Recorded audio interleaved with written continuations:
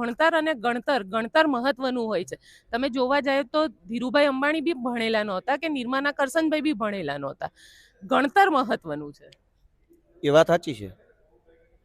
ધીરુભાઈ અંબાણી ભણેલા નહોતા, આજે એની કંપની દેશ દુનિયામાં છે ને. તો માણસ અભણ કદાચ હોઈ બી શકે, પણ એના કામની કોઠાહૂસ તો એના પરિણામથી દેખાય ને. આજ ગુજરાતમાં ઘરે ઘરે ડ્રગ્સ જ્યાં જોઈએ ત્યાં મળે છે.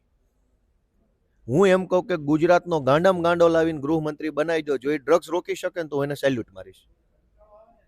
ગુજરાતમાં ડ્રગ્સ જેટલું જોઈએ જ્યાં જોઈએ. ગોપીબેન, આ તો અખતરા કરાય નહીં, બાકી આ પગથિયે આવી જાય. ફોન કરીએ ને તો અખતરો કરાય નહીં, બાકી લાઈવ કેમેરામાં દારૂની બોટલો અહીં આવીને આપી જાય. બોલો. તો હું હજુ એમ કહું છું કે હર્ષસંઘવી ભલે અભણ હોય, વાંધો નથી. ગુજરાતનો રેલવે સ્ટેશને બેઠેલો કોઈ ગાંડો લાવીને ગૃહમંત્રી બનાવો, જો એ દારૂબંધી રોકી શકતો હોય તો મારે એને સલામ મારવાની. તો મારે એની ડિગ્રી પર પ્રશ્ન નથી કરવાનો. તમે બુટલેગરો પોલીસના ખૂન કરી નાખે છે, ગાડીઓ ઉપર ચડાવી દે છે, એ ઘટના તો સાંભળી હશે.